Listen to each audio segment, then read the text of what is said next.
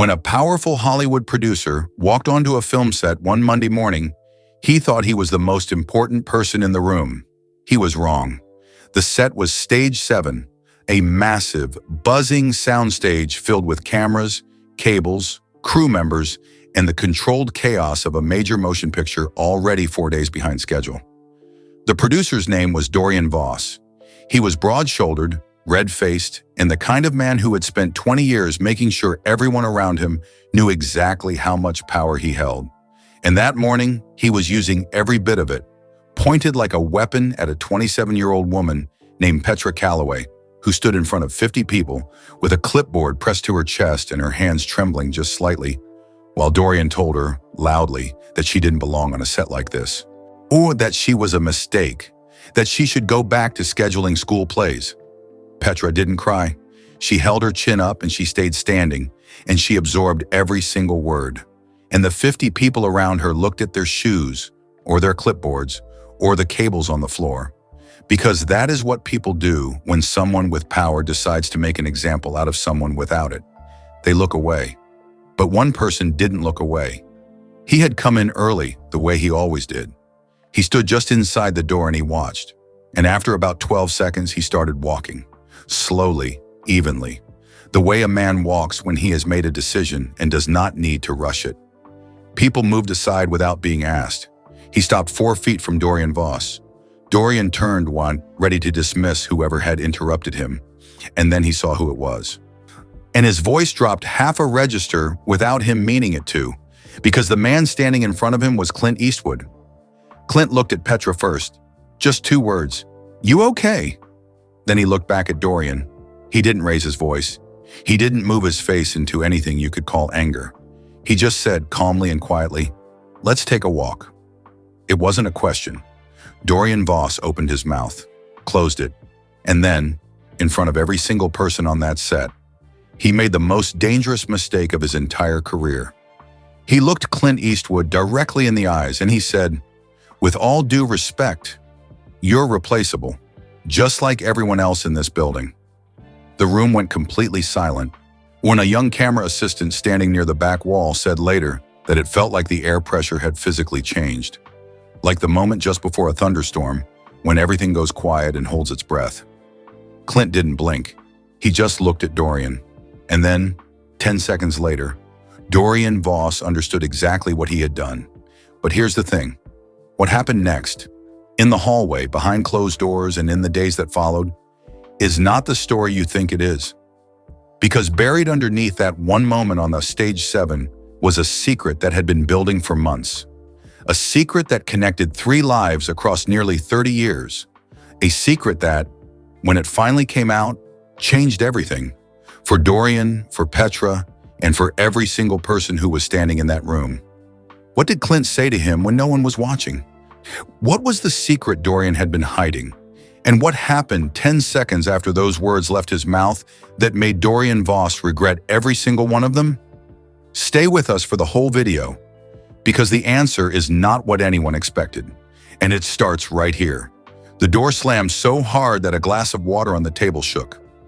Everyone in the room froze. Clint Eastwood stood just inside the entrance of Pinewood Soundstage 7, his tall frame filling the doorway like a shadow carved from stone. He was 61 years old that morning. His face was weathered and calm, the way a mountain is calm, not peaceful, but unmovable. His pale blue eyes swept the room slowly, taking everything in without hurrying, the way a hawk watches a field before it decides to move. Nobody said a word. That was the thing about Clint Eastwood. So he never needed to speak first. He had learned over 40 years in front of cameras and behind them that silence was not empty. Silence was a language, and he spoke it better than most people spoke any other. The room was large and bright and buzzing with the organized noise that lived inside every working film set. Camera rigs hung from the ceiling on thick steel arms. Thick black cables snaked across the painted concrete floor in paths that only the people who laid them truly understood. Makeup artists, lighting technicians, and script supervisors moved around each other in the careful, wordless dance of people who knew their jobs well enough to do them without bumping into anyone else. It was the kind of controlled chaos that, from the outside, looked like madness. From the inside, it was something close to music. But in the one frozen second after the door slammed, every single one of those people looked up. They were not looking at Clint. They were looking at the man who had caused the door to slam. The man who had been yelling at the top of his voice just before Clint walked in, and whose voice had not quite stopped, even now. His name was Dorian Voss. Dorian was 43 years old, broad-shouldered, and built like a man who had once played football and had never fully let go of the authority that came with size. His face was red, not the healthy red of exertion, but the dark, pressurized red of a person who had been holding something tightly for a very long time and had finally stopped trying. He wore a shirt with the top 2 buttons open even though it was barely 9 in the morning, and there was a look about him of a man who had skipped sleep in favor of calculation. He was the executive producer on the film, a tightly wound psychological thriller called Cold Ridge, which was already 4 days behind schedule and 12% over budget. These were facts Dorian reminded everyone of at least twice a day, as if the numbers themselves were weapons he enjoyed holding above people's heads. He had been yelling at a young woman named Petra Calloway. Petra was 27 years old. She was the second assistant director on the production, and this was her first job on a film of this size. She had dark circles under her eyes from working 16-hour days for 3 straight weeks. She held a clipboard pressed flat against her chest the way a person holds something they need to protect. Her chin was up. Her jaw was tight. Her hands were trembling just slightly, and the people standing close enough to her could see it. A tiny private earthquake that she was fighting with everything she had to keep invisible. She was losing that fight, but barely, and she was not going to let it show. Dorian had been telling Petra, loudly in front of every person on that set, that she had made a scheduling error that had cost the production $60,000 in wasted crew hours and rescheduled equipment. That was not entirely true. The error had been made across 3 different departments and had been flagged 2 days earlier, but nobody with real authority had acted on it. Petra had been the one to sign the final sheet. Dorian had decided that was enough. He had chosen her. "You don't belong on a set of this size," he was saying now, his voice finding a new pitch of contempt, rising again after the small interruption of the door. "I brought you on as a favor to Marcus, and this is what I get back? You're a mistake. You should be scheduling school plays, not feature films." Petra did not cry. That was the remarkable thing. The thing that every person in that room would remember later when they replayed the morning in their heads. Her jaw tightened and her eyes stayed level, and she absorbed every word the way a person stands in heavy rain. Not liking it, not able to stop it, but still standing, still there. Clint watched all of this. He had come in early because he always came in early. He had been an actor, a director, and a producer long enough to know that the first hour of a morning on a film set tells you everything you need to know about how the whole day will go. He had planned to review the morning's pages quietly with Vera Holden, his producer, a steady and precise woman who had worked with him for 12 years, who was now standing near the craft services table, holding a coffee she had completely forgotten to drink. Instead, Clint stood still and watched Dorian Voss yell at a 27-year-old woman in front of 50 people who didn't know where to look. He watched for about 12 seconds. Then he walked forward. His footsteps were slow and even on the concrete floor. He didn't hurry. He didn't need to.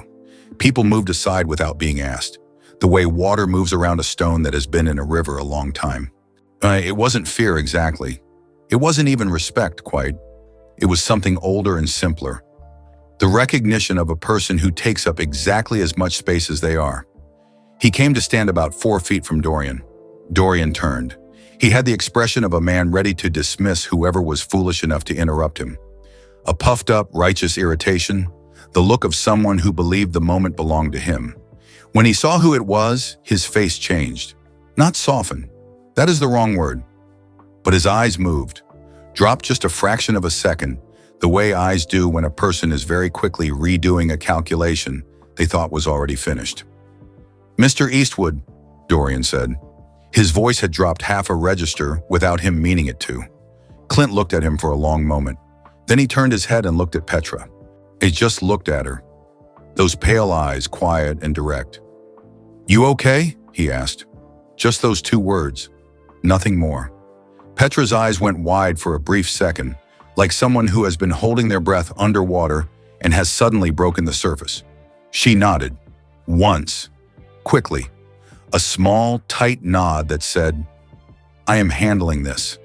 Thank you for asking." Clint looked back at Dorian. He still had not raised his voice. He still had not moved his face into anything that a person watching from across the room could have called anger. He was simply looking at Dorian Voss the way a man looks at a problem he is in the process of deciding how to solve. "Let's take a walk," Clint said. It was not a question. Dorian opened his mouth, closed it, opened it again. I'm in the middle of..." "I know what you're in the middle of," Clint said quietly. "Let's take a walk." The room had gone so still that a radio earpiece sitting on a table 20 feet away, tinny music leaking from its tiny speaker, was fully audible. Dorian Voss looked at Clint Eastwood for exactly 10 seconds. The whole room felt those 10 seconds.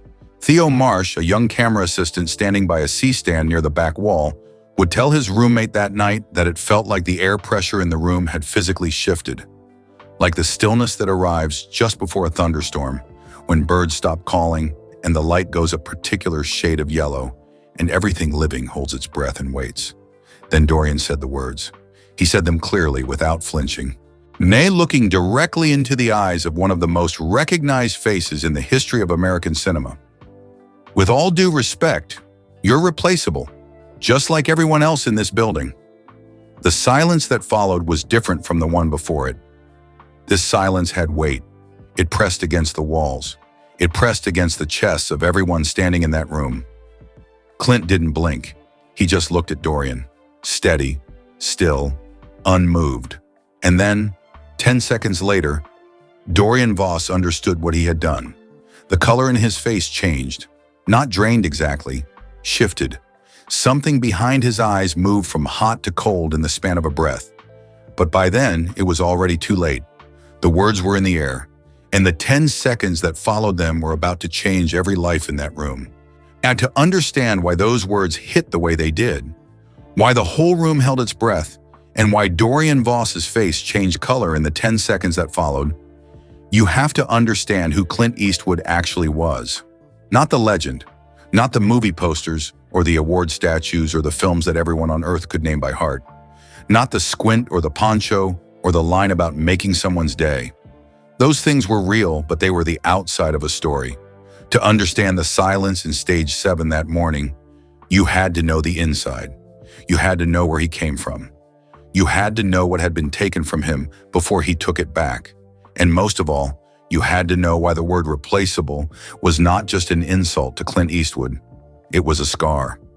Clinton Eastwood Jr. was born in San Francisco in 1930, and the Great Depression was already a year old. His parents, Clinton Sr. and Ruth, were young and had almost nothing.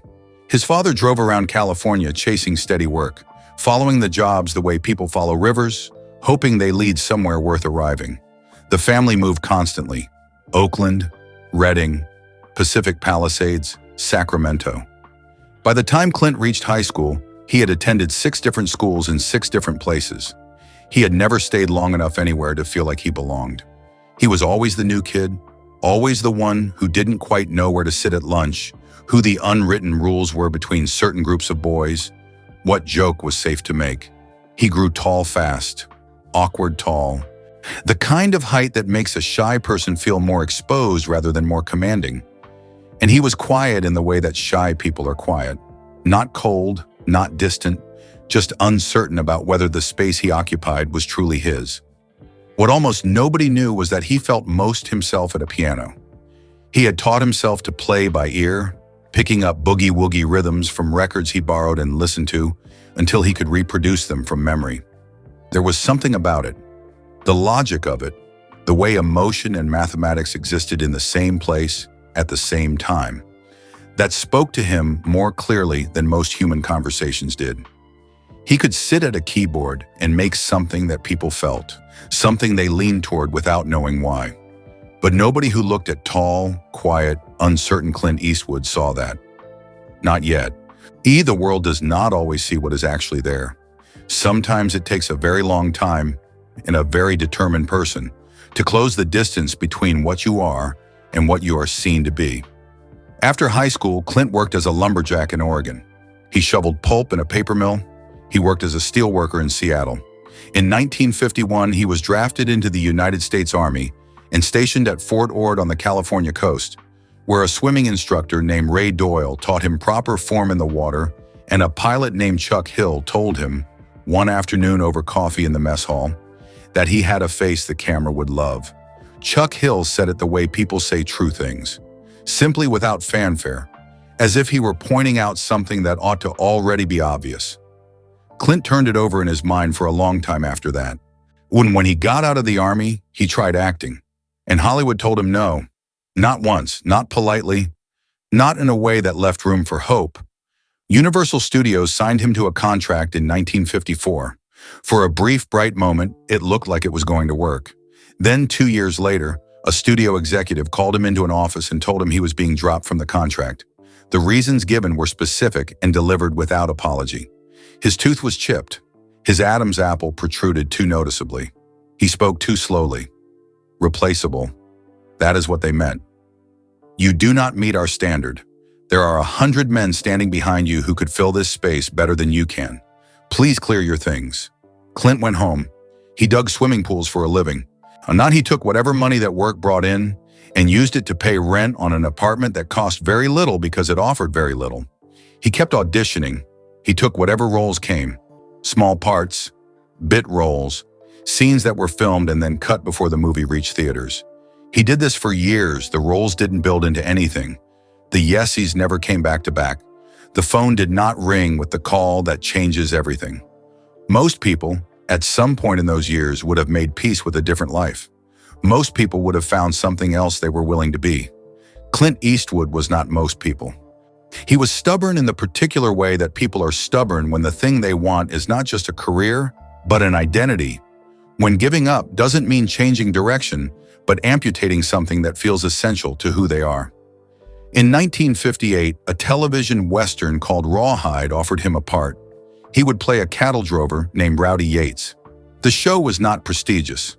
It was not the kind of work that made other actors envious.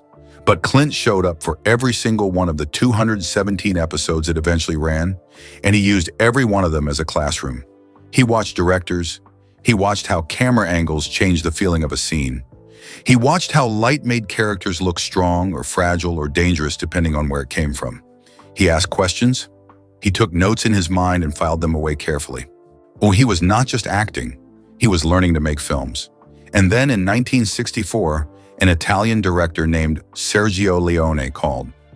Leone was putting together a low-budget spaghetti western, the kind of movie that the big Hollywood studios considered beneath their attention. He had offered the lead to James Coburn first. Coburn said no. He offered it to Charles Bronson. Bronson said no. He came to Clint. Clint said yes. A fistful of dollars was released and became a phenomenon.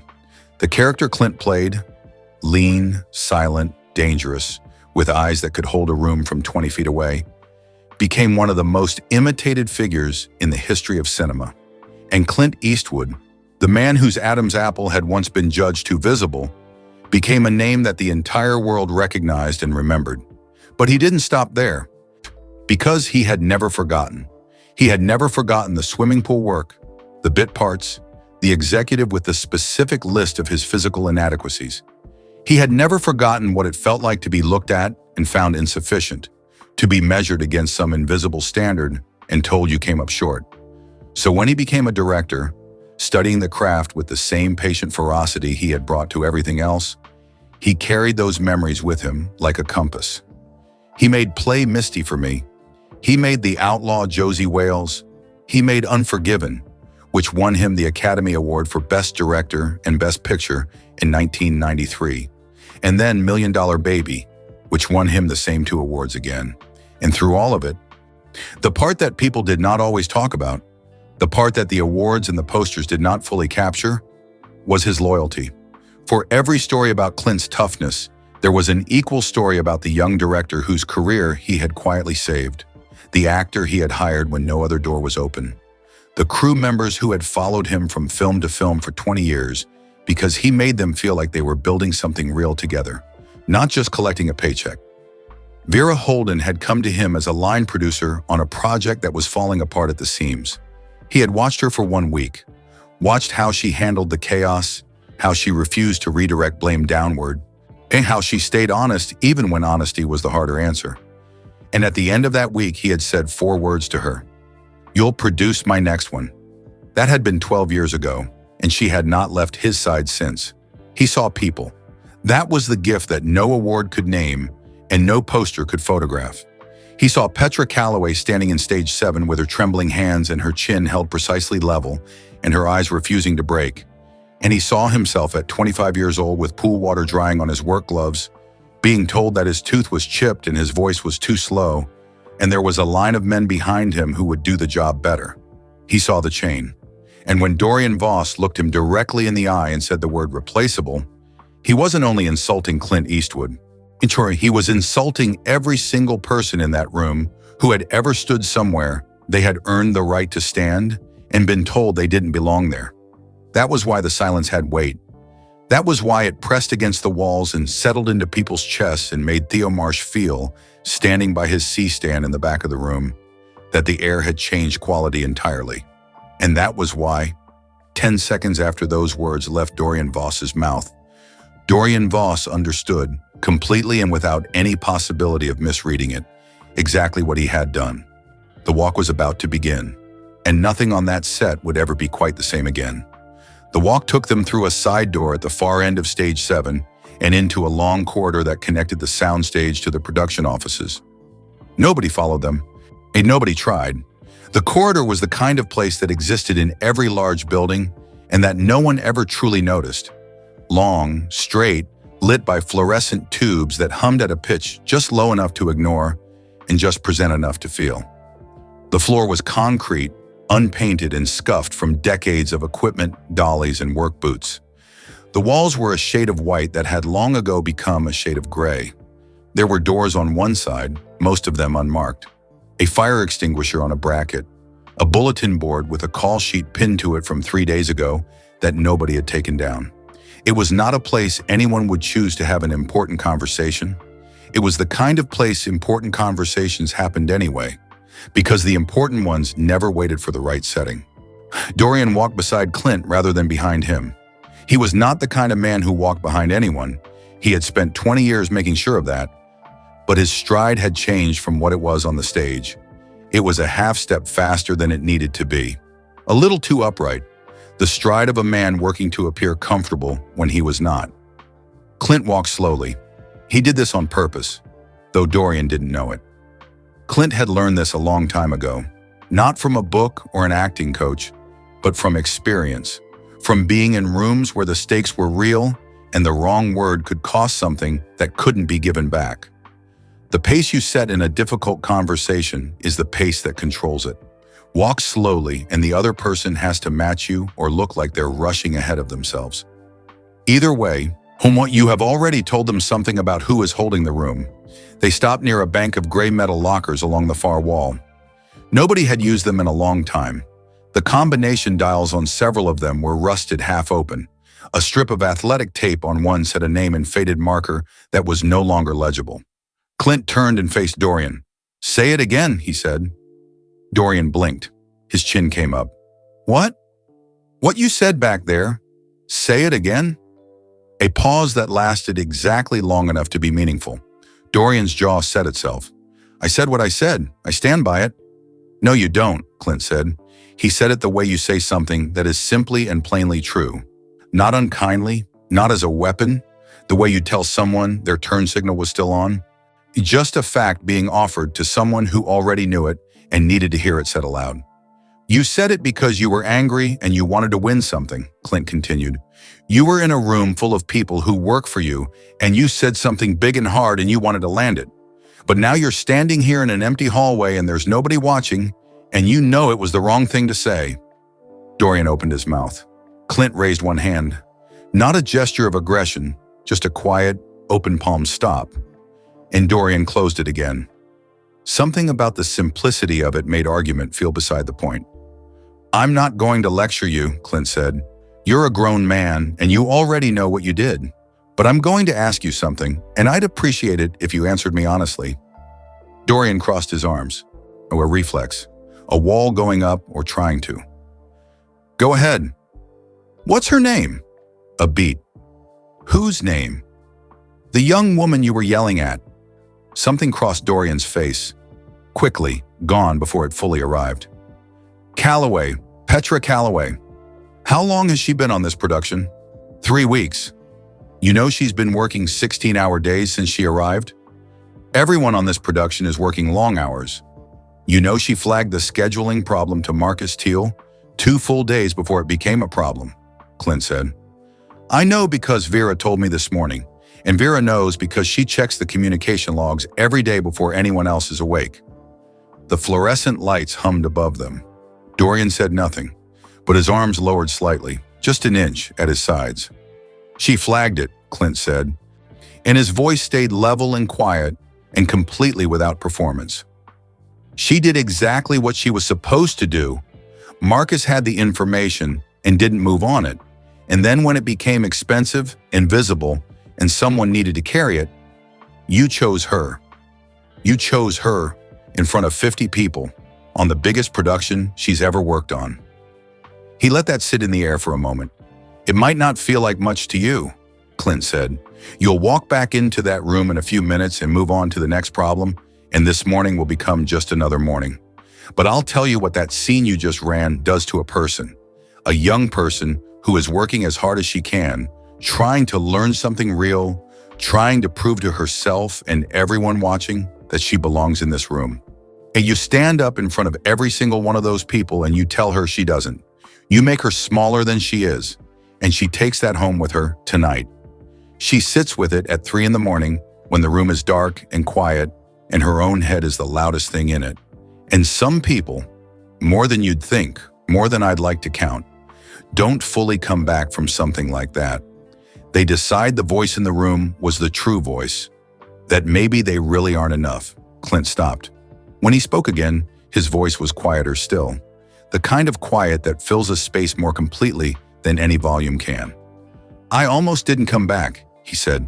After Universal dropped me, I won't go through the whole story with you. It's mine and I'll keep it.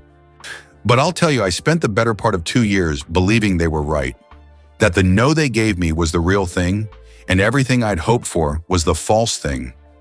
That the man who said my Adam's apple was too big and my voice was too slow had simply looked at me more clearly than I'd ever looked at myself. Dorian was very still. He was not a soft man. He had built a career, a long, successful, demanding career, on the ability to make hard calls without flinching, to hold difficult rooms, to look at uncomfortable truths without looking away. Softness was not something he had allowed himself for a very long time, and he had become good enough at the removal of it that he sometimes forgot it had once been there. But something in the specific quietness of the way Clint said those last words, not performing honesty, but simply being honest, with no audience to reward him for it, moved through Dorian's careful hardness like water through sand. I made it, Clint continued. Some luck, a lot of stubbornness, and a few people along the way who chose to see something instead of looking past it. But I can name you a dozen people who had the same fire and the same ability and didn't make it back. Not because they were wrong about themselves, because someone else told them they were wrong at the exact wrong moment, and the damage took hold and they couldn't dig it out. He looked at Dorian steadily. You want to run a tight production? I respect that. You want real accountability when real mistakes happen? I respect that too. Hanara, but what happened back there wasn't accountability. You know the difference. You've always known the difference. Dorian uncrossed his arms completely. He looked at the floor. The hard set of his jaw was still there, but something behind his eyes had shifted. A tectonic, invisible thing that made his whole face look slightly different than it had a minute ago. The production is bleeding money, he said. Half a defense, half something else. Something that sounded under the surface of it like the beginning of an honest sentence. I know, Clint said, and those are real problems that need real solutions. But Petra Calloway is not one of them. Marcus Teal is who you need to have a direct conversation with.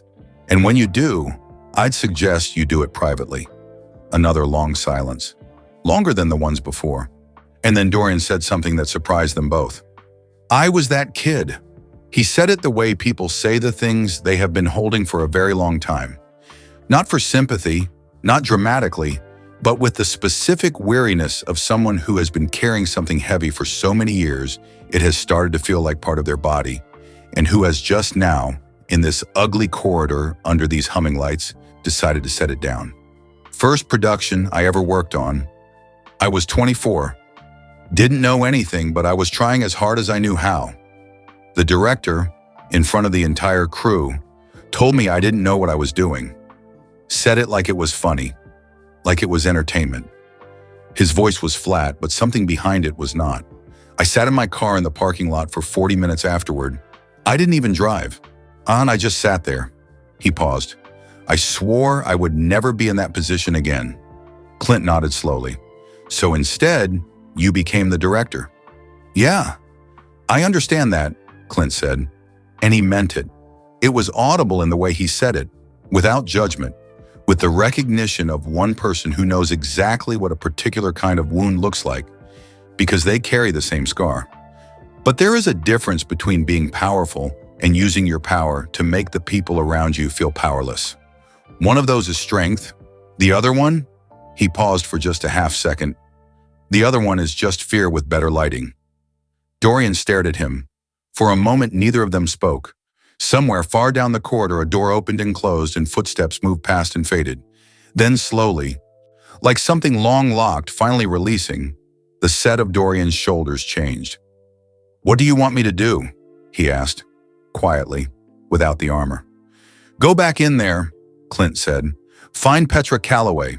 Tell her, in front of people, because that is where you hurt her, and private apologies don't undo public wounds. That you were wrong. Not that you're sorry she felt bad, not that things got heated. That you were wrong. Those are different sentences, and she will know which one you mean. Dorian looked at him for a long moment, then he nodded. Once. Small. Real. They walked back to stage 7 together, side by side, at the same pace. Nobody in that room would ever know exactly what had passed between them in that corridor, what had been said, what had been admitted, what had been quietly and without ceremony, set down on the scuffed concrete floor beneath the humming lights. But they were all about to see what came next, and what came next would set in motion something that none of them, not Clint, not Dorian, and certainly not Petra Calloway standing by the craft table with her forgotten clipboard pressed to her chest, could have seen coming. Not even close. Petra Calloway had been standing near the craft services table for 15 minutes, pretending to look at the call sheet. She was not reading it. The words kept blurring every time she tried to focus on them. Not because her vision was going, but because her mind refused to land anywhere long enough to make sense of what was in front of it. She kept starting at the top of the page and sliding sideways before she reached the third line. But holding the clipboard gave her hands something to grip, and having something to grip was the only thing keeping her standing in a way that looked like she was fine. Around her, the set had found its rhythm again.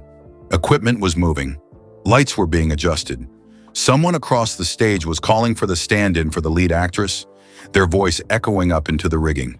The ordinary noise of a working film set had reassembled itself around the morning's rupture, the way water closes over a stone, completely and without leaving any visible mark. The world had decided that what had happened 30 minutes ago was over, processed, filed away under the category of things that happen on difficult productions and are not spoken of directly. But Petra was still inside it. She had not cried. She needed to be clear about that. Not to anyone watching, but to herself, as if she were keeping a private score of something that mattered. She had stood there in front of 50 people and absorbed every word Dorian Voss had thrown at her, and she had not let a single tear come, because she understood, with the bone-deep certainty of someone who has studied how rooms work, that if she cried, the crying would become the story. Not what he said, not the unfairness of it, not the fact that she had flagged the problem 2 days before it became one, just that she cried, and people would fold that into their memory of her like a crease in paper that never fully comes out, and the next time something difficult happened, Someone somewhere would wonder, quietly, whether she could handle it. So she hadn't. But her heart was running fast. And she kept staring at the same 3 lines on the call sheet without seeing them. And she was thinking about her mother. Rosalind Calloway had raised Petra and her younger brother Jonah in a small house in Sacramento, the 2 of them alone after their father walked out when Petra was 9 years old. Their father leaving had not been a dramatic event. It had been a quiet one, the particular quiet of someone who simply stopped coming home, until not coming home became the permanent condition. And then there was a phone call from a city 3 states away that explained nothing useful and asked for nothing in return. Rosalind had not fallen apart. That was the thing about her mother that Petra carried closest. The woman had not fallen apart. She had picked up a second job dispatching freight trucks through the night. Sorna had arranged her sleep around her children's schedules, had shown up to every school event and every parent meeting with the reliable presence of someone who had decided once and without going back on it that she was not going to let the absence of one person become the defining fact of her family's life. On Saturday mornings, when Rosalind had 3 hours of sleep in her body and a full shift ahead of her that evening, she had driven Petra to a film production class at the Community Arts Center across town. Every week, without complaint, without making it into a sacrifice, just doing it the way she did everything, because it needed doing and she was the one who could.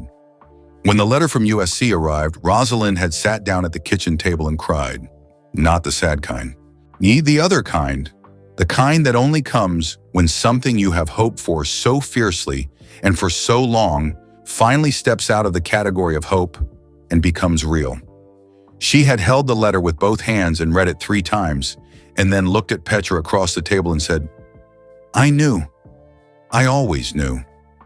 Petra was thinking about that face, her mother's face at that kitchen table, wet and full of light, and thinking about what it would feel like to call her tonight and describe what had happened on stage 7. She could not do it.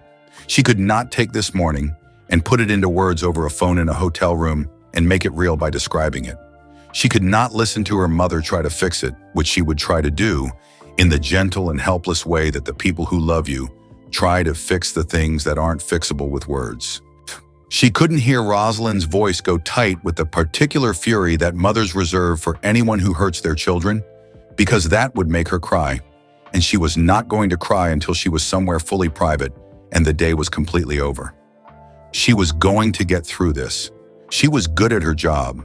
She knew she was good at her job, not from arrogance but from evidence.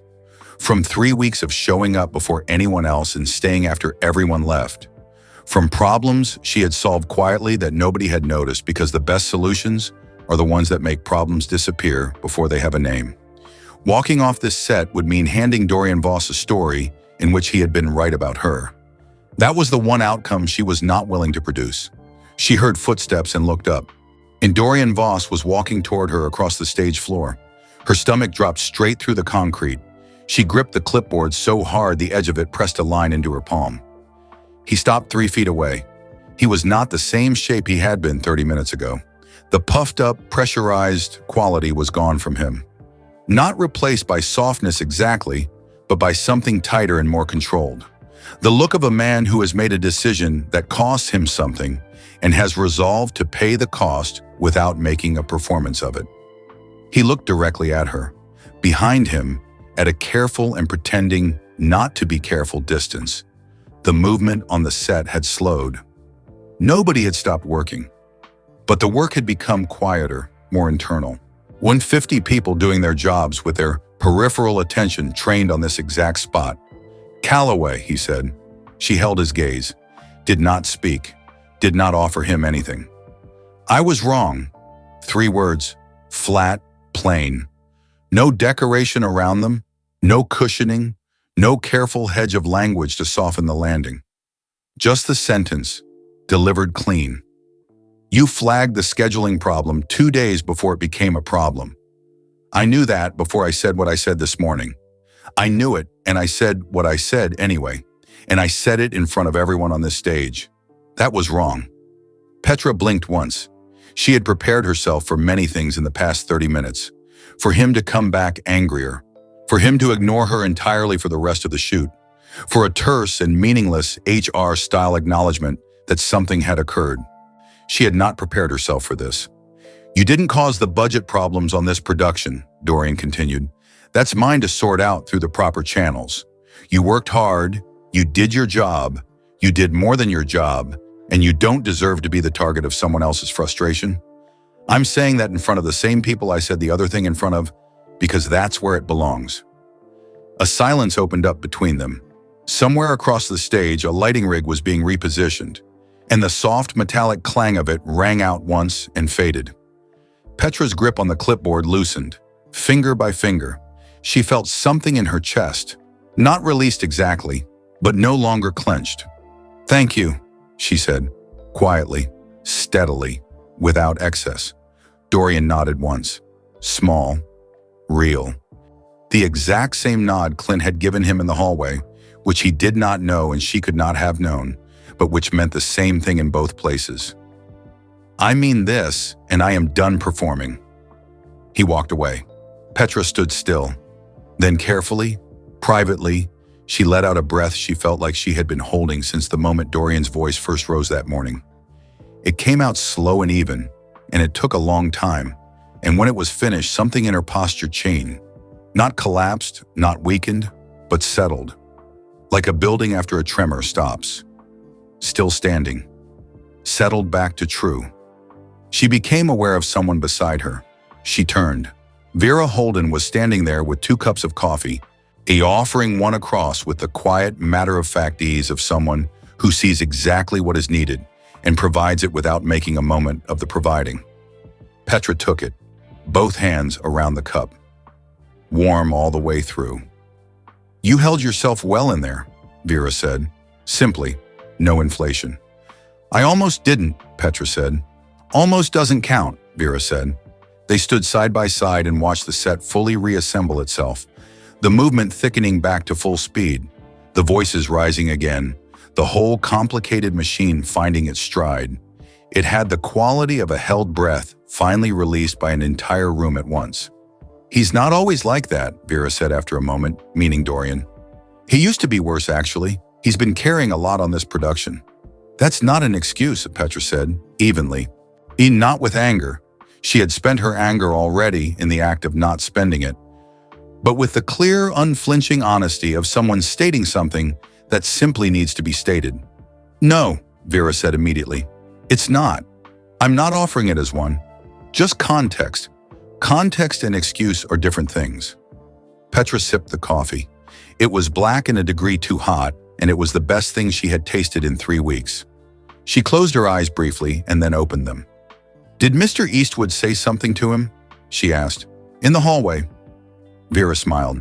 It was a small smile, dry and precise, the kind that contains an entire story without telling it. "He took a walk with him." "What does that mean?" "It means exactly what it says." Vera looked at her. "What I'll tell you, because I've worked with him for 12 years, and I've learned it by watching rather than being told. He does not step into situations like this morning to feel good about himself. He steps in because he thinks it's right.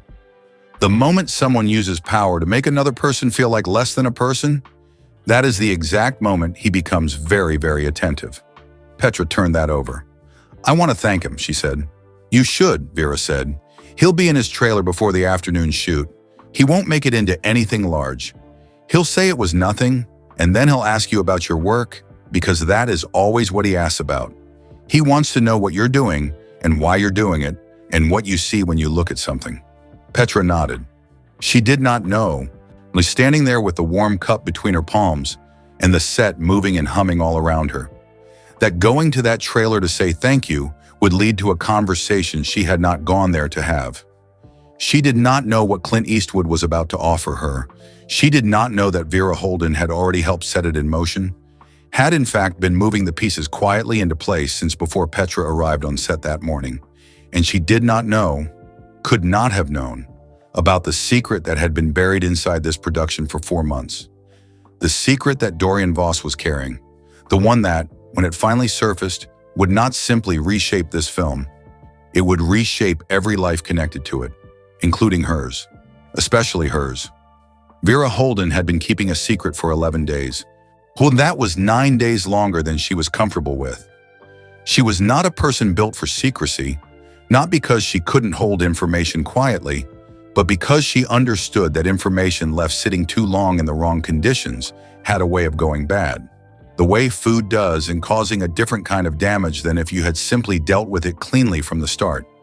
But the timing had to be right. The pieces had to be in place.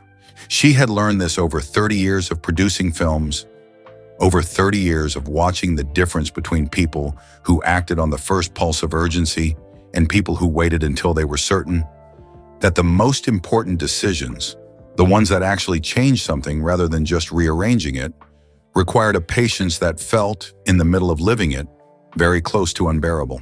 So she had waited. It had started 11 days ago, on a Tuesday night, so late it was nearly Wednesday morning. She had been in her hotel room with a room service sandwich going cold on the desk and a folder of budget reconciliations open on her laptop, because going through budget reconciliations at midnight was simply the kind of thing Vera Holden did. She had been a line producer before she was a full producer, and line producers developed habits of precision that never fully left them, the way athletes never fully lose the instinct to track where everyone is in the room. Her assistant Marcos had flagged the folder that afternoon with a single word in the subject line of his email. Unusual. Marcos was 22 years old. He had been working with Vera for 8 months, which was long enough for her to know that unusual from Marcos did not mean interesting or surprising or worth a second look. It meant something is wrong here, and I cannot name it yet, but I am certain enough to use a capital letter. She had opened the folder and started reading. What she found, buried across 43 separate line items, spread over 4 months of production expenses, was this: a pattern of payments, each one modest enough to pass a casual review, each one filed under a slightly different description: a camera rental extension, a location permit amendment, a post-production consulting retainer, all routed to a single vendor called Barris Entertainment Group. Vera had heard of most vendors who worked at this level of production. She had not heard of Barris Entertainment Group. She searched for it, and what she found was a Delaware registration, 6 months old, with a registered agent listed and nothing else of substance visible. Delaware was a common state for business registration precisely because it offered privacy. That alone meant nothing. But 43 payments across 4 months to a company she couldn't verify, on a production whose budget was supposedly hemorrhaging, that meant something. She spent 3 evenings tracing the ownership structure, following the threads through layered holding entities the way you follow a path in a forest that keeps forking, staying methodical, staying patient, refusing to reach a conclusion until she had the ground under her feet to stand on. The trail led back to Dorian Voss. The total, $427,000. She had sat very still in her hotel room when the number became clear. Not shocked. She was past the age of being easily shocked. But still. The way you go still when something you suspected turns out to be real, and the suspecting was somehow still not adequate preparation for the reality. She had not gone to the studio. Not yet. She had not gone to the police, though she knew that door was coming. She had gone to Clint. Not because she was frightened, though a small part of her was. Not because she needed someone to carry the weight of it for her. She had gone to Clint because she trusted his judgment about people and timing in a way she trusted almost no one else's. And because that trust was a specific thing, not about his name or his stature, but about 12 years of watching him make difficult calls with an ethical clarity that she had come to rely on, the way you rely on a compass that has never once pointed wrong. And because Clint had a history with the studio executive who had brought Dorian onto this production. A history that Vera understood would be important when everything surfaced, when the institutional response began, and the question of how it was handled became as important as the fact of it. She had told him everything. He had sat across from her with his coffee going cold and his face doing the thing it did when he was fully, completely listening. Utterly still, utterly present. Not a muscle performing anything. Then he had asked his 2 questions. Does Dorian know you know? No. Is Petra Calloway the person I think she is, based on what you've told me? Yes, he had nodded. Then here's what we do. And he had laid it out with the unhurried precision of a man who had learned, through years of making things, of building stories from the ground up, that how you do something is as consequential as what you do. The ethics of the method matter. The care of the execution matters. Rushing toward the right outcome through the wrong process poisons the outcome. He knew this the way he knew everything he truly knew. Not as a rule, but as lived experience. The reason Vera had not yet gone to the authorities was not cowardice. It was the final piece of documentation, a specific email exchange between Dorian and Barris Entertainment Group's registered agent in Delaware that would make the case not merely strong, but unassailable. Marcos had been working to retrieve it through proper legal channels for 6 days. Without it, the picture was compelling. With it, it was complete. Marcos had sent her the document that morning, 4 hours before Dorian Voss's voice had risen on the stage 7. The document was sitting on her phone right now, in this very moment, as she stood beside Petra Calloway and watched the set breathe itself back to life after the morning's rupture. She had been walking toward Clint to tell him it had arrived when the shouting started, and then the door had slammed, and everything had rearranged itself into a different sequence. Now she stood quietly and thought about all of it at once. The document, the timeline, the legal call she needed to make within the hour, and the other thing, the thing she had been holding in tandem with the secret for 3 days, which was a different kind of weight entirely because it was not heavy. It was the opposite of heavy. It was what she had seen in Petra Calloway from the very first week, watching her the way Vera always watched the people around her, carefully without announcement, the way you observe something you want to understand before you name it. Petra was not a second assistant director, not in her ceiling, not in what she was actually built to do. Vera had watched her solve a location crisis on day 4 with the kind of calm, one inventive lateral thinking that most experienced first ADs would have taken twice as long to arrive at. She had watched her de-escalate a genuinely heated standoff between the sound department and the camera department on day 9, using humor and honesty in exactly the right proportion, leaving both parties feeling heard without either feeling managed. She had watched her on day 14 pick up a shot list, study it for 90 seconds without saying anything, and then quietly, without calling attention to what she was doing or asking permission or making it into a proposal, reorganize 3 camera setups in a sequence that compressed 45 minutes of work into 20 and made the actual coverage richer. She saw the frame. She understood where the story lived inside a scene. She understood people, what they needed, what they were actually saying underneath what they were saying, how to move a room without making anyone feel pushed. These were not assistant director skills, though Petra had those too. These were director skills, fully formed, quietly present, waiting. Vera had told Clint all of it in detail one evening over dinner 3 days ago. He had listened the way he always listened, completely. When she finished, he had been quiet for a moment and then said simply, "I know. I've been watching too." They had made a plan together, not a rescue plan, not charity dressed up as opportunity, something far more honest than either of those. An act of clear seeing, followed by an act of clear saying, the simplest thing in the world and among the rarest. Vera glanced at her phone now. The document was there. Today was the day. She looked at Petra, who was cradling her coffee with both hands and breathing at a pace that was just slightly more deliberate than normal. The pace of someone carefully rebuilding their equilibrium, one quiet breath at a time. The way you rebuild anything that has been knocked off its foundation, slowly, deliberately, from the ground up. "When you go to thank Clint this afternoon," Vera said, "don't be in a rush to leave. Stay for a few minutes. He has something he wants to talk to you about." Petra looked at her. Something in her expression sharpened.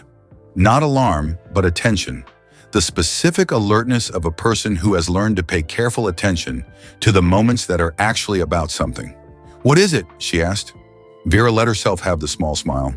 The dry, a precise one that contained a complete story it was not yet time to tell. "Something good," she said.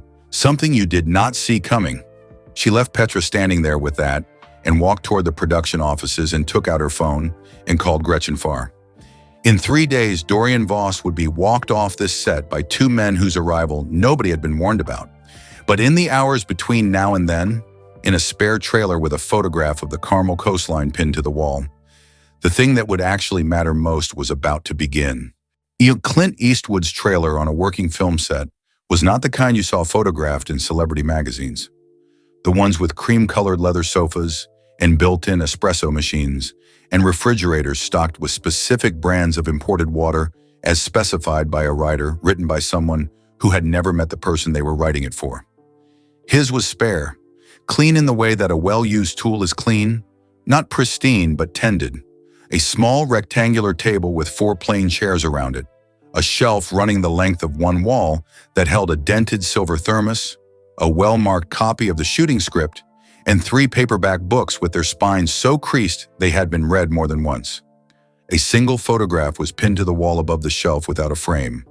The Carmel coastline from high up, fog rolling off the water, one the color of the light suggesting early morning or early evening. One of those 2 liminal hours when the world looks most honestly like itself. Nothing decorative for decoration's sake, nothing that performed comfort, just the things that were actually needed, arranged without ceremony. Petra knocked at 3:15 exactly. She had been early to every call time for 3 weeks. Being on time to this felt like the least she could manage. "Come in," Clint said. She climbed the 3 narrow steps and let the door close behind her. The trailer was smaller inside than it had appeared from outside, which gave it the quality of a room that encouraged honesty. Too small for performance, too simple for pretense. Clint was sitting at the near end of the table with a cup of coffee that had a paper napkin folded under it against the ring it would leave. He gestured at the chair across from him, and she sat. He offered coffee. She said no. She had been running on too much of it already, and her hands had only just stopped doing the thing they had been doing all morning. The quiet, fine trembling that no one could see unless they were close and paying attention. She was paying attention. She thanked him. She had rehearsed this on the walk from stage 7, not the words specifically, but the quality she wanted. Direct and simple, not elaborate, not emotional in a way that would require him to manage it. She said that he had stepped in when nothing required him to, that he had done it in a way that gave her back something she had been watching drain out of her for the past 30 minutes, that she would not forget it.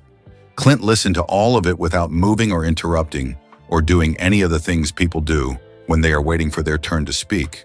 He was simply present with what she was saying in the full, unperformed way that very few people know how to be. When she finished, he was quiet for just a moment. "You would have been fine either way," he said. "I was watching you for almost 30 seconds before I walked over. You weren't going to fall." "I didn't know that at the time," she said. "You never do," he said. "That's not the same thing as it not being true." She held that for a moment. In it was the kind of thing that was simple enough to say in 10 seconds, and that you then carried around for years. She looked at him. There was something unexpected about being in this room with him. Not what she had expected from unexpected, but a different kind. She had expected gravity or performance, or the particular careful warmth of someone famous who had learned to be warm in a managed way. What she found instead was simply a man sitting at a table, drinking coffee, talking. Nothing between them and the conversation except the conversation. "Can I ask you something?" she said. "Go ahead." "What did you say to him in the hallway?" A pause, not the pause of evasion, a considered one.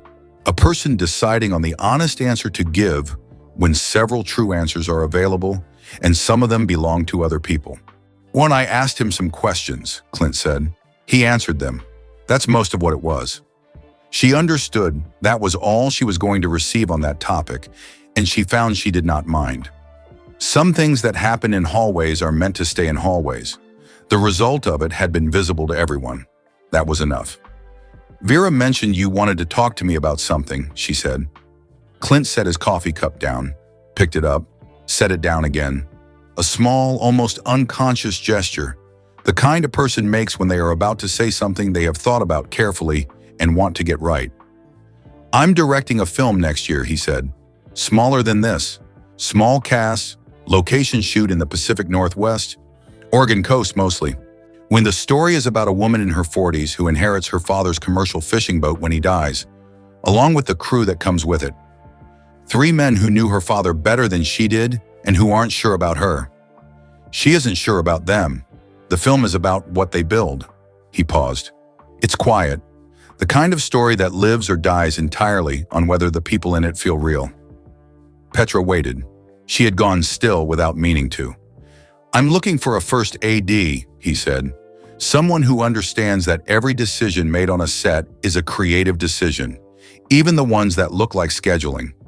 Someone who can hold a room of people, not by force, not by volume, but by being genuinely competent and genuinely honest in equal measure. He looked at her directly. I've watched you work for 3 weeks. Vera has been watching with more attention than you probably knew from the beginning. You're very good, Petra. Not almost good, not good for your experience level. Good. Something in her chest went completely still. It was not the stillness of shock. It was the stillness of a word landing exactly where it was aimed. Are you offering me the job? She asked. I'm asking whether you'd want it, he said. That's a different question. I'm not in the habit of deciding what people want and giving it to them before they answer. But if you want it, and if the rest of this production runs the way the past 3 weeks have run, the job is yours. She sat with it. It was large enough to need sitting with. I've been thinking about directing, she said, slowly, carefully. The way you say a thing out loud for the first time that has been true for a long time inside, moving it from the private world to the shared one, where it becomes more real and more vulnerable at the same time. I know, Clint said. She blinked. How? The way you look at a setup before it's locked, he said. Not at the logistics of it, at the frame. The way your eyes move to the edges of what the camera will see rather than the center. The sequence you rearrange on day 14, quietly without asking permission or announcing it, that saved us 40 minutes and made the coverage more honest. Directors don't generally tell you they're directors. They see things differently. You see things differently. A silence settled between them. Outside, somewhere on the lot, a vehicle reversed and beeped. A bird called twice from somewhere in the rafters of a nearby stage. Small, ordinary sounds carrying on while something important happened inside a small room. First AD on my picture would teach you things you cannot get in a classroom or a program, Clint said. Things about how a director holds a set, why certain decisions are made at certain moments, how the creative and the logistical are not separate systems. They're the same system running at different speeds, not instead of directing, as a step toward it, a real step, not a consolation one. Petra thought about her mother. She thought about Sacramento and the Saturday morning drives across town to a class Rosalind paid for on a dispatcher's wages and 3 hours of sleep. She thought about the kitchen table and the letter and the good kind of crying. She thought about the stage that morning, the clipboard and the words that had landed on her in front of 50 witnesses and the deliberate, effortful act of not letting them knock her over. She thought about the slow, even footsteps that had crossed the room toward her when they didn't have to. Yes, she said, I want it. Clint nodded. Once. The real kind. Then we'll talk details when this wraps, he said. In the meantime, his phone buzzed on the table between them. He glanced down at it. His face did not change. Not visibly, not in a way that most people in the room would have registered. But Petra was not most people in a room, and she saw the thing that happened around his eyes. A very small tightening, a micro shift of attention, there and then contained. Give me 1 moment, he said. He read the message. Her took a breath, slow even, typed 4 words back, placed the phone face down on the table. Is everything all right? She asked. He looked at her. It will be, he said, quietly but with the settled certainty of a man who has thought through what is coming and made his peace with the shape of it. She would not know until 2 days later that the message was from Vera, that it said the document was confirmed, the lawyer was ready, and they needed to meet that evening to prepare for what came next. She felt something, though. Not the specifics. She had no way to know those. But the quality of the air in the room had shifted slightly, the way it shifts before weather arrives. A texture of expectation. something large moving toward them from a direction she couldn't see yet. "One more thing," she said. Go ahead." "What Dorian said this morning, to you, the word replaceable." She paused, chose the question she actually wanted to ask. "Did it land?" Clint was quiet for a long moment, not avoiding the question, inhabiting it. "It used to," he said finally. "Words like that, a long time ago, hit me the way heavy objects hit. They left marks." He looked at the photograph on the wall for just a second. The fog, the water, the light. "These days, I know what I've built and who I tried to be while building it. Those things aren't replaceable, not because of anything special about me, because no one who makes something real out of real work and real showing up is replaceable. That's not a special condition. It's just the truth. It applies to everyone on that set." He brought his eyes back to her. "Including you," he said. "We, especially you."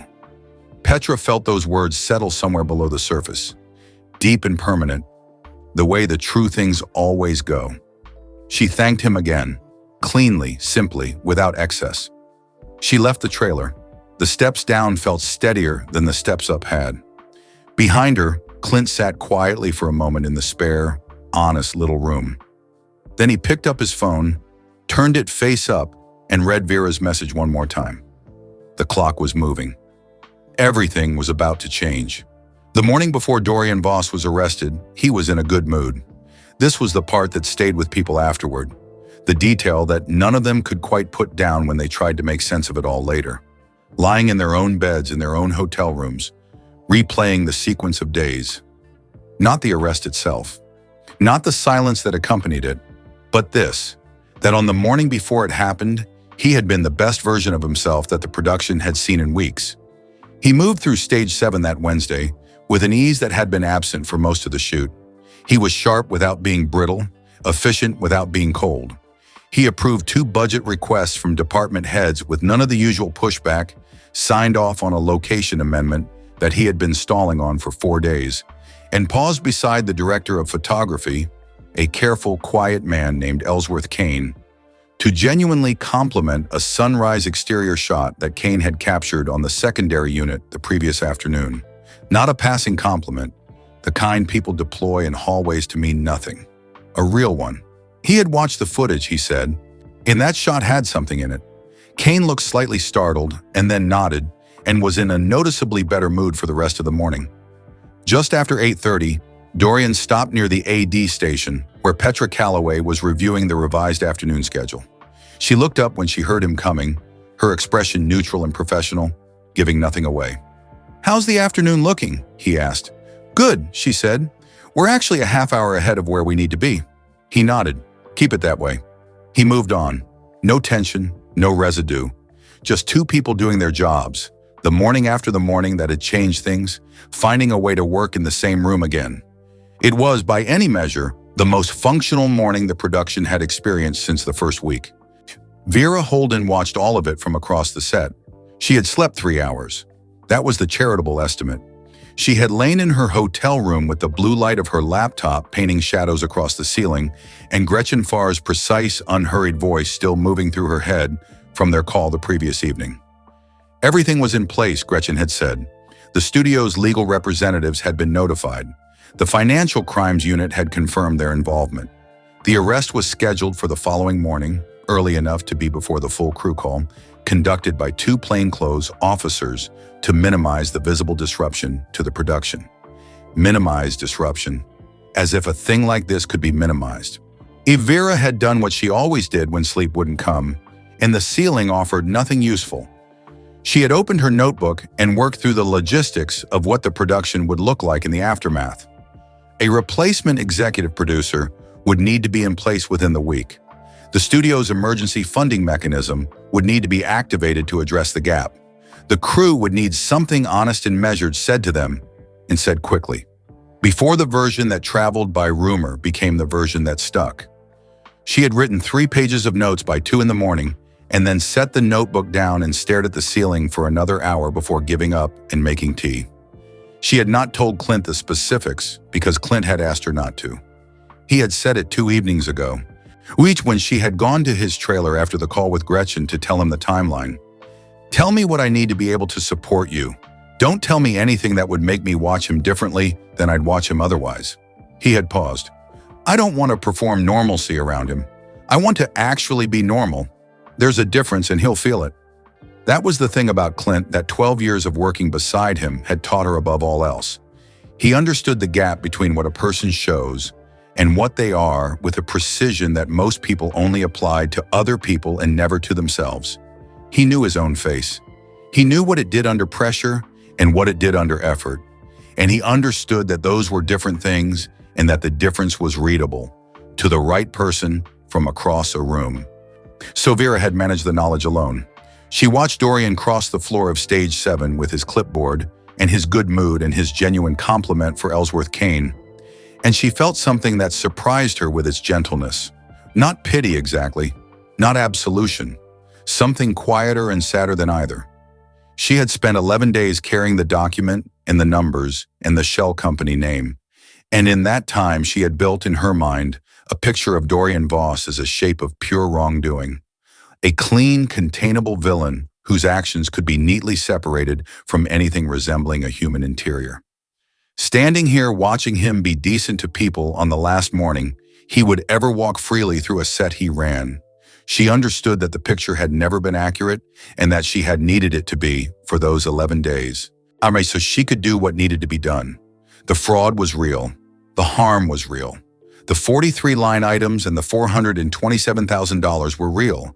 And none of that became less true because the man who had done it was capable, on a given Wednesday morning, of meaning it when he said a shot had something in it. It just made the whole thing more complicated and more sad. Maybe that was what Clint had meant by fear with better lighting. Not that the fear excused anything, just that it explained the shape of the thing. How a person presses hardest on the people around them precisely when the thing they are hiding is closest to the surface.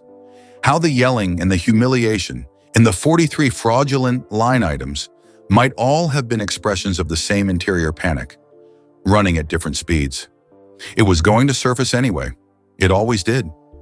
At lunch, Vera carried her tray to the table where Petra was sitting alone at one end of the catering tent, eating a sandwich and reading what looked like production notes, but was probably something else. She looked up when Vera sat down and moved the notes to make room without being asked. They talked easily, about the afternoon shot list, about a decision the director had made that morning regarding lens choice that both of them found interesting, about a performance from one of the supporting actors that had been unexpectedly good and that neither of them had seen coming. Between bites, Petra said, "I called my mother last night." "About the offer?" "Yes." A brief pause. Oh, and then the smile. The first fully unguarded one Vera had seen from her in 3 weeks on this production. Not performed, not managed. Just real, arriving without announcement. "She made me say it again twice. Then she was quiet for a while.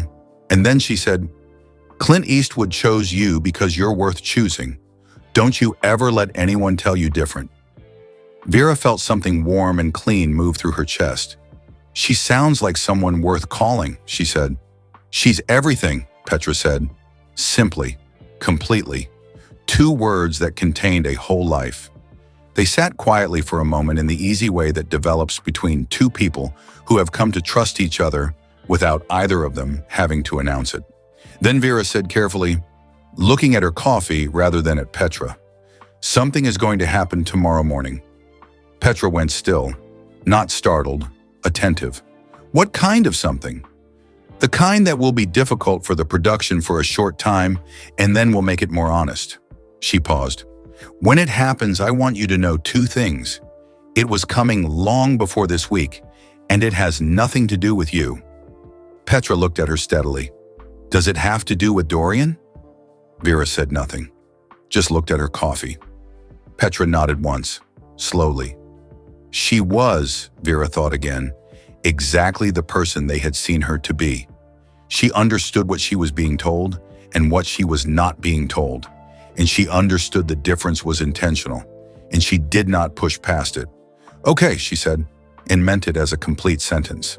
After they finished their lunch, the afternoon ran cleanly. The half-hour lead held, then grew to 40 minutes.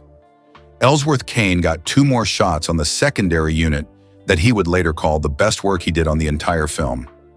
Dorian Voss left the set at 7 in the evening, satisfied. At 8:15 the following morning, two men in plain clothes and quiet shoes arrived at stage 7. They asked for Dorian Voss by name at the production desk. They walked him out through the main door between them, one on each side, with a steadiness and a lack of ceremony that made the whole thing feel more final than any dramatic version of it could have. The crew watched in a silence so absolute, it seemed like the stage itself had been soundproofed. As if the building had drawn a breath and was holding it. Nobody spoke. The door closed, and the cliffhanger that had been sitting beneath everything since the moment Clint Eastwood walked through that same door on Monday morning, the buried secret, the weight under the water, had finally broken the surface. But the thing it had been carrying up with it, the revelation at the center of all of it, was still one more day away. The day after the arrest, the set of Cold Ridge felt the way a house feels after a bad storm has finally passed through. Cleaned out, a little hollow, the air carrying a strange mixture of relief and residue that people couldn't quite name, and so moved around carefully, the way you move around furniture that has been rearranged in the dark. People came in quieter than usual. They set up equipment with a particular deliberateness of people who need to feel useful and are grateful to have a task. Conversations happened in pairs and in low voices and stopped when a third person approached. Not from secrecy, but from the instinct of people who are still processing something and are not yet sure which parts of it are meant to be shared. The studio had sent a representative overnight. Her name was Sylvia Garth, precise, composed, with the measured efficiency of someone who had walked into damaged productions before and understood that the first thing a frightened room needs is someone in it who is not frightened. She moved through the department heads one at a time through the morning, meeting with each in a small office off the main corridor. Here, her voice never rising and never falling below a certain careful steadiness. Production would continue. That part was communicated early and clearly, because the first question in every frightened room is always whether the floor is going to hold. And the answer here was yes. Films almost always continued. There was too much already built and too many people who had given too much of themselves to a thing for it to simply stop because one man at the top of it had been dishonest. A replacement executive producer would arrive within the week. The fraudulent accounts had been frozen by the studio's legal team before sunrise. The budget gap, which turned out to be larger and more layered than even Vera had known, because Dorian had been quietly covering a portion of someone else's prior losses alongside his own. A fact that made the whole picture more complicated and somehow more sad, would be addressed through emergency studio funding that Sylvia Garth had already set in motion. The machinery was grinding back to life, but none of that was what people were thinking about. What they were thinking about, in the quiet conversations and the careful silences between setups, was the letter. Not because they had read it. Nobody had read it except the person it was written for. But word had moved through a set the way it always does. Not announced, not explained, just present, filling the spaces between conversations the way weather fills a room when a window has been left open. There was a letter. It had been left for Petra Calloway. Dorian Voss had written it before he walked out of this building for the last time, when knowing what was waiting for him the next morning. Petra had found it at 10 o'clock, tucked beneath her production paperwork. She had not been looking for it. She had picked up her stack of call sheets to review the afternoon schedule, and the folded paper had been there. A single sheet, her name written on the outside in handwriting she did not recognize, which was its own strange small detail. She had stared at it for a moment, the way you stare at something that shouldn't be there, recalibrating. Then she had stepped away from the table, just a few steps, enough to stand with her back to the room, and she had opened it. She read it once. Then she read it again from the beginning, more slowly, giving each sentence the full weight it was carrying. Then she folded it carefully back into thirds along the same creases, because some things deserved to be handled the way they were made. And she held it between both hands and stood very still for a long moment and looked at the wall in front of her, without seeing the wall.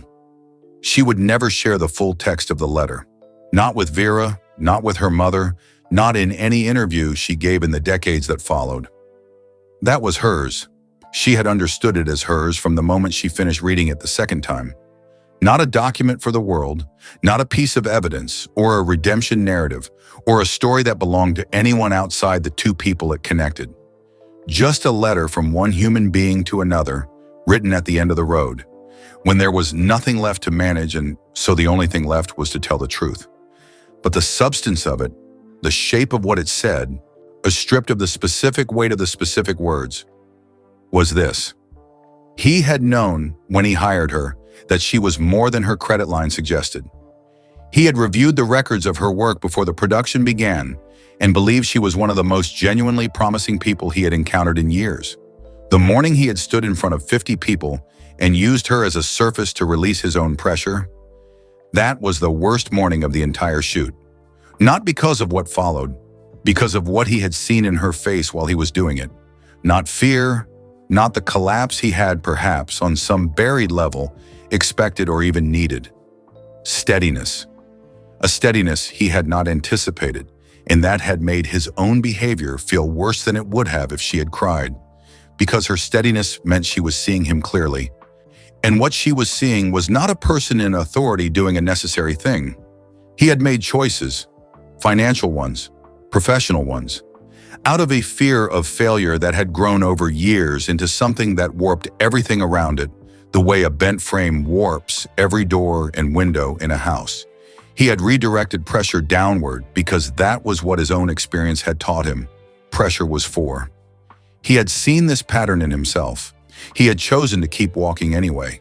He did not ask her forgiveness. He wrote that plainly and without softening it. He had not earned the right to ask for that, and he was not going to dress up a request as a statement. He wrote that she was going to be extraordinary. And then, in the last line, the one that made Petra's eyes blur for just a single second before she pulled them back, he wrote the sentence that she would carry for the rest of her life. He had told Clint Eastwood he was replaceable.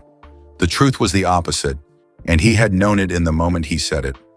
Clint was the least replaceable person he had encountered in this industry. Not because of the name or the awards or the decades of work, but because of what he chose to do with all of it. He hoped that when Petra reached the place she was going to reach, someone would one day say the same of her. She tucked the letter into the inside pocket of her jacket, against her chest, where she could feel the slight pressure of it when she breathed. Then she went to find Vera. Vera read the last paragraph. Petra offered just the last paragraph, me keeping the rest folded inside the sheet, standing in the catering tent without her coffee, which was unusual enough that Petra noticed it. When she finished, she handed it back without speaking for a long moment. He knew, Petra said. He knew the night before. Someone told him. Sometime in the night, Vera said. Yes. And he wrote this instead of leaving. Vera was quiet with that for a moment. Outside the tent, someone was calling for a lighting stand, and the ordinary noise of a set finding its feet again drifted in around them. Some people, when all the road runs out, Vera said finally, find something true. It doesn't undo what was done, but it's something real, and real things matter, even when they arrive late. Petra thought about that. She thought about her mother. Or she thought about the thing Clint had said in the trailer, that words used to land on him the way heavy things land, and that knowing what you had built changed the landing. She thought about the weight of a sentence written by a man at the end of something, alone with nobody watching, which was exactly the condition under which the true things came. I want to tell Clint about the last line, she said. I want to say it to him in person. He'll be in the trailer, Vera said. He's there now. She went. Clint was sitting at the same table, the thermos and the script in their same positions, as if the last 2 days had arranged themselves around this room without disturbing anything inside it. He looked up when she came in and waited, the way he always waited, without filling the space in advance. She read him the last line. Just that one, clearly from memory, because she had already learned it the way you learn something you know you will need to carry. When she finished, the trailer was quiet for a long moment. He wasn't a bad man, Clint said, with a care in his voice that made it clear he had thought about this before and was not saying it lightly. He was a frightened one. Is there a difference, she asked. Not in what they cause in other people, he said. He looked at her steadily. But maybe, sometimes, in whether the person can find their way back to something true before it's completely over. A pause. Keep the letter. Read it in the years when you need to remember that people contain more than their worst moment. Even when the worst moment was very bad. She nodded. She started to go. Petra. She turned in the doorway. The light from outside came in around her. Behind her, she could hear the set reassembling itself. A camera being walked to its mark. A voice calling for quiet. The ancient, reliable sounds of people doing their work together. The thing you've been waiting to understand, he said. Since Monday morning? About why all of this happened and what it means? She waited. It means this, he said. One man tried to make himself larger by making another person smaller. A second man walked across a room instead of looking away. That is the complete story. Everything else is detail. He paused. Don't look away. In whatever you build, in whatever room you're standing in, when something is wrong and you can see it, don't look away. It will cost you something every time. Orna, but the cost of the other thing is always higher. She stood in the doorway and let that settle. I won't, she said. She meant it in that moment with her whole self. And she kept it. For the rest of her life, in every room she ever stood in, she kept it. The film Cold Ridge was released the following autumn, on a Thursday in October, when the leaves in the city were just beginning to turn, and the air had that particular edge that makes everything feel slightly more significant than it ordinarily would. It performed well enough. Not spectacularly. It was a tightly wound psychological thriller without a recognizable franchise behind it, and the marketplace for those was never generous. But solidly, with the kind of respectful numbers that meant it would find its real audience in the months that followed. When on the platforms where careful films went to live long, quiet, useful lives. The reviews were good. Several of them singled out the performances as the film's truest strength, which pleased the director, who had always believed that the only thing that made a story worth telling was whether the people inside it felt irreducibly real. The production troubles were reported in the trade publications. A paragraph here, a sidebar there. The arrest of the executive producer, the fraud charges, the emergency budget restructuring. In the broader press, it barely registered. It was the kind of story that the industry recognized immediately as significant and that the outside world had no particular framework for, and so it settled into the category of things that are known inside a specific world and simply do not travel. But inside that world, people knew. They always do. Dorian Voss entered a guilty plea to 1 count of wire fraud and 2 counts of financial misrepresentation. The sentence was a substantial fine, probation, and a 3-year bar from serving in a financial oversight capacity on any production. He did not contest the terms. He left Los Angeles before the season changed. The last confirmed information anyone had about him was that he had taken a position teaching business ethics at a community college in Fresno, which, depending on who you asked and what they believed about the capacity of people to genuinely change, was either the most ironic outcome imaginable or the most fitting one. Theo Marsh, the camera assistant who had been standing near the back wall of stage 7, with his hand resting on a C-stand when Dorian Voss said the words, and the room held its breath. Theo went on to become a director of photography. A good one. The kind of DP who brought an unusual stillness to his work, a quality of attention in his framing that other cinematographers sometimes struggled to name, but immediately recognized. In interviews over the years, when journalists asked him about influences on his visual sensibility, he would often mention a morning on a set early in his career. He was always slightly indirect about it. He never named the production. She never named anyone involved. But he would describe a moment when a man walked across a large room very slowly and very deliberately and changed the quality of the air simply by deciding to move towards something instead of away from it. He said that moment had shown him something about economy and presence that no cinematography program had ever articulated clearly, and that he thought about it whenever he was setting up a shot that needed to carry weight without announcing itself. He was still thinking about it. You could see it in the work.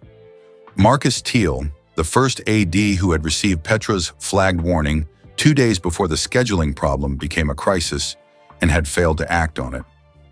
Marcus left the production before it wrapped. He worked in the industry for several more years in quieter roles, taking on smaller productions, keeping a lower profile than he once had. 3 months after Cold Ridge finished its theatrical run, he sent Petra a short email. It acknowledged plainly and without excessive elaboration that he had received her warning and not acted on it, and that she had paid a cost for his inaction that she should not have been asked to pay. Petra read it twice. Then she wrote back 4 words. "Thank you for saying so." She sent it and closed the window and went back to work. That was enough. For both of them, it turned out to be exactly enough. Vera Holden produced 4 more films with Clint in the decade that followed the events of Stage 7. When a journalist writing a long career profile asked her which professional relationship had mattered most to her over the course of everything she had built and done, she said Clint's name without pausing. Then, after a brief silence that the journalist noted in his recorder, she added a second name, Petra Calloway's. The journalist found this slightly puzzling, given that the public record of their work together was limited at that point, and left it in the piece anyway, because it felt true in the way that honest answers feel true even when you do not fully understand them. 6 months after the arrest, Rosalind Calloway drove from Sacramento to Los Angeles to visit her daughter. Petra had arranged a quiet studio tour. Nothing formal, just a walk through the places where the work happened, the editing bays and the sound stages, and the long corridors that connected everything, and that nobody ever photographed because they were not beautiful, just necessary. When they were walking one of those corridors, Petra pointing out a stage where she had worked briefly on a television project, when she heard footsteps behind them and turned. Clint Eastwood was moving through the corridor toward a meeting somewhere ahead of him, walking at the pace he always walked. Even unhurried, the pace of a man who had stopped performing urgency many years ago. He had a folder under one arm, and his mind was clearly on whatever was waiting for him. He saw Petra. He stopped. Not because he had to, because he chose to. He greeted her warmly, and she introduced her mother. He shook Rosalind's hand with both of his and looked at her directly the way he always looked at people, as if they were fully worth the attention, but not as a performance of warmth, but as an expression of a genuine belief about what another person deserved. "Your daughter," he said to Rosalind, "is one of the best people I have ever had the privilege of working with." Rosalind Calloway stood very straight in that corridor. This woman who had driven across a city on 3 hours of sleep every Saturday morning for years, who had dispatched freight trucks through the night to keep 2 children fed and housed and pointed toward something, who had cried the good kind of tears over a letter from a university.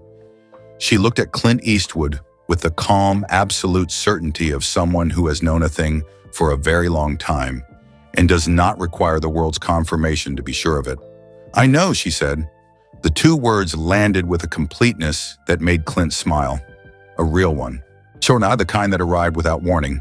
He said goodbye and continued to his meeting, the folder still under his arm, the pace exactly the same as it had always been. Petra and Rosalind stood in the corridor for a moment, in the particular quiet of people who have just witnessed something they will not need to discuss in order to remember. Years later, when journalists asked Petra about the moment in her life she returned to most often, not the awards, not the premieres, not the professional milestones, she would describe a hallway.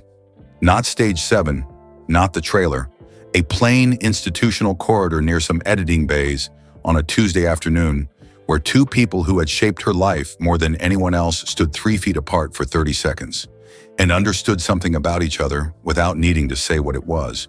In that moment, she would say, more than any other, that one. But the story was not finished.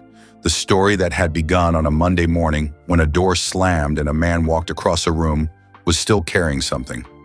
Something that none of them had been told. Something that had been kept with care and with intention between 2 people only. And that was finally, after many years, about to come out. Clint's next film, the Pacific Northwest fishing story he had described to Petra in the spare trailer, the one about the woman in the boat and the 3 men who had known her father better than she had, went into production the following spring under the title Tide and Bone. Petra Calloway was his first assistant director. She was the finest first AD he had ever worked with. He said this to Vera on the last evening of the shoot, standing on the Oregon coast in the fading light with the sound of equipment being broken down all around them and the smell of salt and cold air coming off the water. "I know," Vera said. She had now said those 2 words to 2 different Calloway women, and both times they had been exactly the right thing to say. "She's going to direct," Clint said. "Yes," Vera said, "she is. When she does, I'm producing it." "I know that too." 3 years after Tide and Bone wrapped, Petra Calloway wrote and directed The Last Dispatch. It was a story about a woman who works the night shift dispatching freight trucks and discovers that her employer has been concealing an accident that took 2 lives, and who must decide whether the cost of speaking out is one she is willing to pay. Why in every way that mattered, it was a love letter to Rosalind Calloway. It was also, in every way that mattered, a meditation on a Monday morning years earlier, on what it costs to look away and what it costs not to, and the kind of courage that does not announce itself, but simply holds its chin level and keeps standing. Clint Eastwood produced it. It won the Audience Award at Sundance. It was acquired for wide release within 48 hours. It received 3 Academy Award nominations: Best Original Screenplay, Best Picture, and Best Director. Petra did not win the directing award. She lost, narrowly and gracefully, to a veteran filmmaker whose body of work she had admired since her first year in the USC program, and she felt no bitterness about it. Only a clean and genuine respect that she expressed to him afterward in a conversation neither of them would describe in detail to anyone, because some things belong to the people who were in them. But when the envelope was opened and the name was announced and the cameras swept the room looking for her face, when the broadcast found her and broadcast her to everyone watching, what they captured was not the careful, neutral expression of someone absorbing disappointment with dignity. It was gratitude, unguarded, complete, and real. For a morning on a soundstage, for a man who walked across a room. This is the part the story has been building toward. Not the arrest, not the letter. Not the Oscars or the fishing film or the corridor where Rosalind Calloway said, "I know," with a certainty that made Clint Eastwood smile without warning. This is the part that nobody in Stage 7 knew about. The part that lived for many years between 2 people only, Clint Eastwood and Dorian Voss, and that Dorian eventually agreed to have recorded for a documentary about the production of Cold Ridge, made long after the legal proceedings had concluded and the statute of limitations had run its full course, and there was nothing left to protect except the truth. The documentary never found a distributor.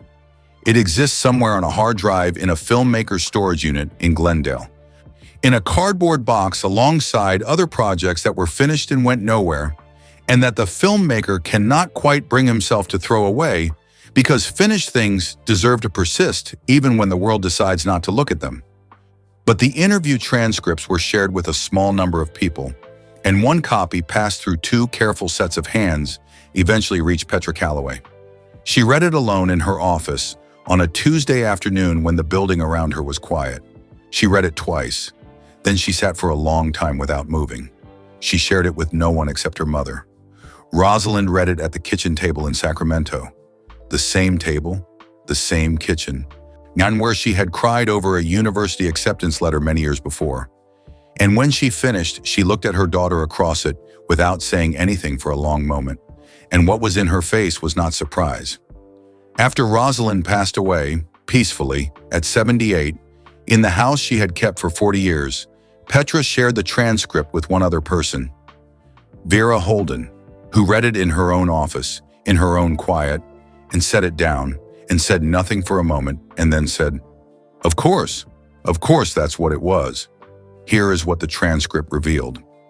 In the hallway, in the long fluorescent-lit corridor between Stage 7 and the production offices, she's standing near the unused bank of gray lockers. After Clint had asked his questions about Petra and told his quiet piece of the universal story and said the thing about power being fear with better lighting. After all of that, something else happened. Something Clint had never included in any version of the story he told. Not because he was hiding it, because it belonged to someone who had not yet decided whether to let it be known. And Clint was not in the habit of telling other people's stories without permission. When Dorian said, "I was that kid once," when he told Clint about being 24 years old on his first production and being humiliated in front of a crew and sitting in a parking lot for 40 minutes afterward, unable to make himself drive, he said the name of the director who had done it. He said the name of the man who had stood in front of everyone, and made Dorian Voss feel small enough to disappear. The name was Robert Aldous. Clint went very still when he heard it. Not visibly, not in any way that Dorian could have measured or described later with certainty, but still in the interior way, the way a person goes still when something they did not expect turns out to be something they already knew. Because Robert Aldous had done the same thing to Clint. Not the identical scene, not the same words or the same set or the same witnesses, but the same essential act, the public diminishment, the careful and deliberate use of an audience to make a person smaller than they were, the weaponizing of visibility against someone who had not yet built enough of themselves to fully absorb it and remain whole. It had happened 29 years earlier. A production in Burbank that Clint had worked on in the years when the roles were still arriving in thin clusters rather than steadily, when each one still felt like it could be among the last. Aldous had looked at him in front of a full crew and said that he was technically adequate in the part, but lacked the inner life the role required, and should perhaps, the words were precise, delivered pleasantly, which made them worse, give serious consideration to another profession. Clint had never said this publicly. He was not the kind of man who aired those wounds in interviews or used them as material. He kept them the way you keep the things that shaped you, privately, deliberately, with the understanding that they were yours and not the world's entertainment. But standing in that hallway, hearing Dorian name the same man, hearing the specific name of the person who had planted the original seed, something happened in Clint's understanding of the morning that was broader and deeper than anything he had gone in there to find. He understood now the full shape of it. Not just that Dorian had hurt Petra, not just that Dorian was frightened, and that fear with better lighting was still fear. But this, that the cruelty had not started with Dorian. It had been handed to him, the way things get handed down, not as a gift, but as a wound that teaches, in the wrong conditions, to become a weapon. Robert Aldous had done something to Dorian Voss in a parking lot 23 years ago. And Dorian, without fully understanding the mechanism of it, had carried it forward. Nor had pressed it down onto the people below him the way you press down on a thing when you cannot put it down and cannot fully carry it either. And if nobody had stopped it on stage 7 that morning, Dorian would have pressed it down onto Petra. And Petra, not because she was a person who did such things, but because the chain does not ask permission and does not require the willingness of the person it reaches, might have carried some piece of it forward into the room she stood in years later, into the sets she ran and the people who worked under her, and the young, trembling-handed second ADs on their first big productions who had not yet built enough of themselves to be certain the floor would hold. That was the chain. That was what had been moving through the story from the very beginning, beneath the surface of it, one invisible to everyone watching except the man who recognized it because he had worn one link of it himself. In the documentary interview, the filmmaker asked Dorian how the hallway conversation had felt, what it had been like to stand there with Clint Eastwood, with nobody watching, in that ugly utilitarian corridor. Dorian was quiet for a long time before he answered. Long enough that the filmmaker wondered if he would answer at all. Like being seen, he finally said, and I mean that in 2 directions at the same time. He saw what I had done, not the surface of it, not the convenient version of it, but the full shape of it and what it came from.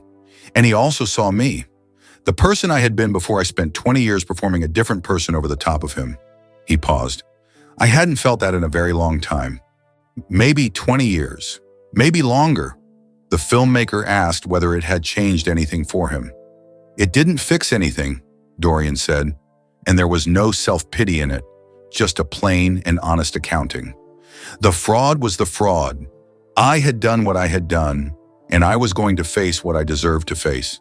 But the way that conversation happened, the pace of it, the absence of performance in it, the way he asked me questions instead of telling me things, I carried that with me out of the hallway, and I still carry it, not as comfort, as something true. Then the filmmaker asked about the letter to Petra Calloway. Dorian was very still again. I wrote it because she deserved to hear it, he said, that I had seen her from before the first day. That what happened in front of those 50 people was about me and my failure and my fear, not about her or her ability or her right to be in that room. That the man who said those things was not a man I recognized or wanted to be? He paused. I didn't know if it would help. I still don't know if it helped. But I wrote it for her. Not to feel better about myself. For her. And the last line, Ren? The filmmaker said. The one about Clint being irreplaceable.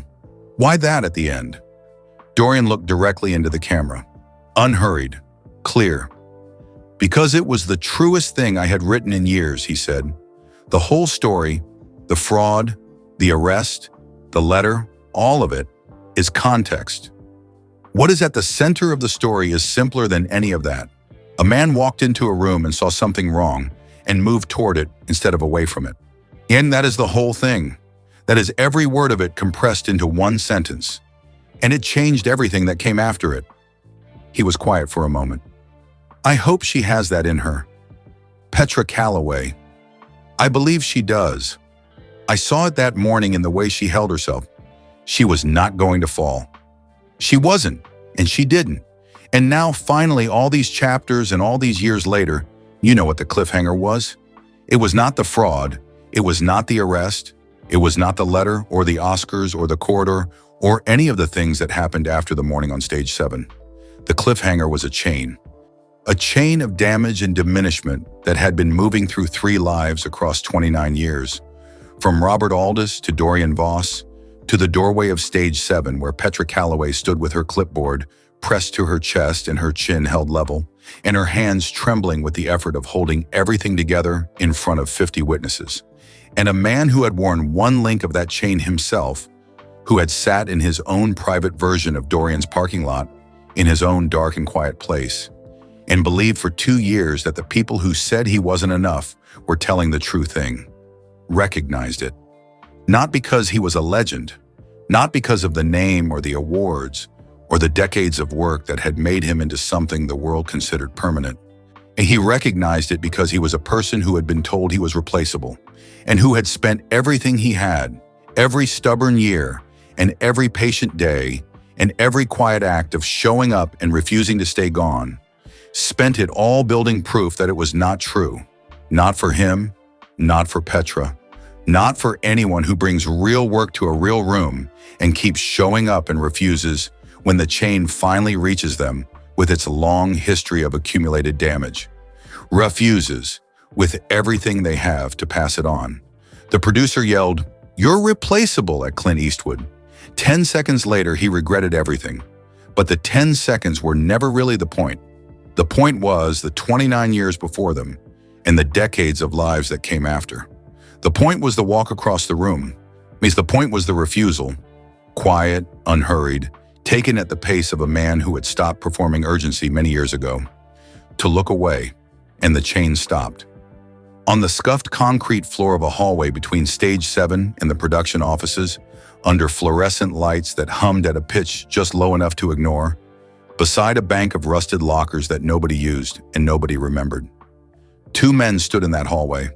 One of them, for the first time in a very long time, told the truth. And everything changed. And that is the full story. A man walked across a room when everyone else looked away. A young woman held her chin up when every part of her wanted to break. A chain of cruelty that had been moving through lives for nearly 30 years finally stopped. On a concrete floor, when under humming fluorescent lights in a hallway that nobody would ever photograph or remember. But you remembered it today. So before you go, drop a comment below and tell us where you are watching from right now. It could be your bedroom, your commute, your lunch break. Wherever you are, we want to know. This community spans every corner of the world, and every single comment reminds us why these stories are worth telling.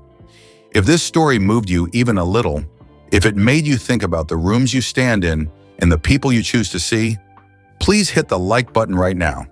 It takes 1 second, and it helps this story reach someone who might really need to hear it today. Someone who is standing in their own stage 7 right now, holding their own clipboard, trying to keep their chin up. And if you believe that one person choosing not to look away can change everything, subscribe to this channel and join a community that is trying, one story at a time, to spread a little more of that in the world. The next video is on your screen right now. Click it. We will see you there.